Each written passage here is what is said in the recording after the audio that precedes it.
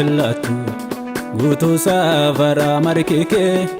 isa dhaabaaf qaban jettu ati jaalala mofiike hirristee namaa filatu guutuu safara markike isa dhaabaaf qaban jettu Yesus jaalala mofiike Yesus kwaati malantane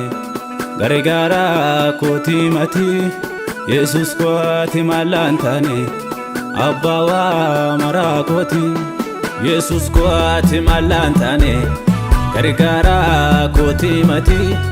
Yesus kwaati malantane abbawa marakoti Atanaaf kabaja kooti ulfaadhu mooti Atanaaf kabaja kooti ulfaadhu mooti Atanaaf jireenya kooti ulfaadhu mooti Atanaaf jireenya kooti ulfaadhu mooti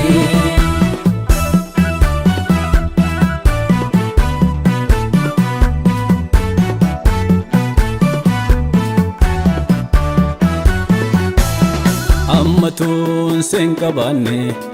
anaare namni lafa ka'u Ammatun sen qabanne anaare namni nama ta'u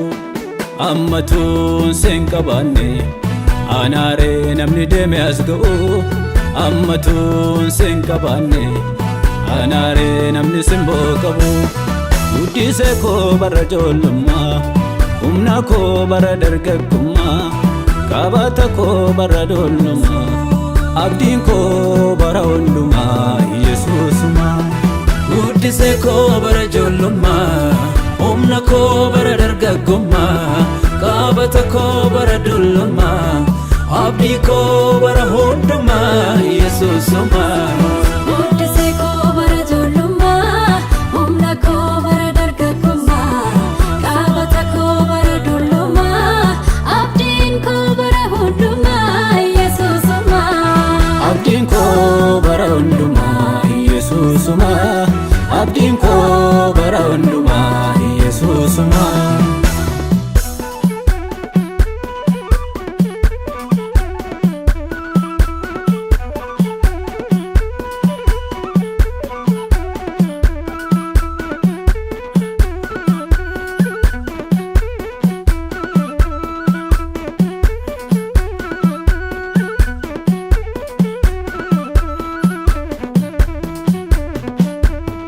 Jechoota koo walitti kuusee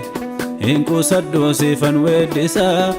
gaarummaa kee lallabee faarseen guutummaa biyyaatti mul'isa Jechoota koo walitti kuusee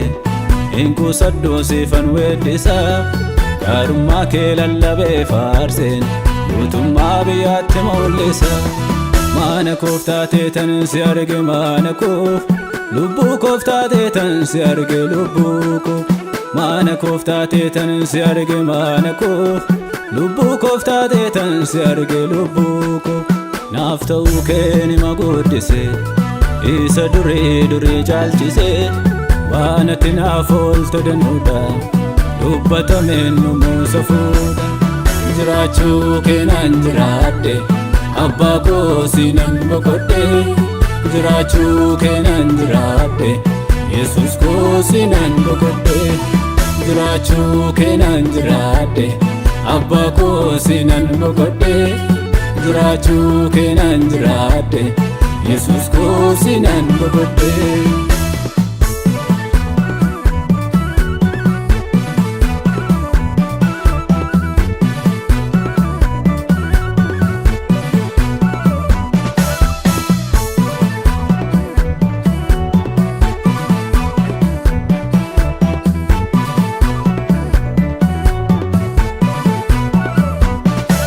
Qabaachuu koof yeroon garaa konna ciisa sababii na jaallachuu keetu na gammachiisa Si qabaachuu koof yeroon garaa konna ciisa sababii na jaallachuu keetu na gammachiisa Sinfaarsa no sinfaarsa ulfina koo bitanii ulfina keen faarsa ifa keessan irratti mittannaamsa nuu sin faarsa jaalala kee dhugaa addunyaatti labsa sin faarsa nuu sin faarsa ulfina koo mitani ulfina keen faarsa ifa keessan irratti mittannaamsa nuu sin faarsa jaalala kee dhugaa addunyaatti labsa jaalala kee dhugaa addunyaatti labsa jaalala kee dhugaa addunyaatti labsa jaalala kee dhugaa addunyaatti labsa jaalala kee dhugaa addunyaatti labsa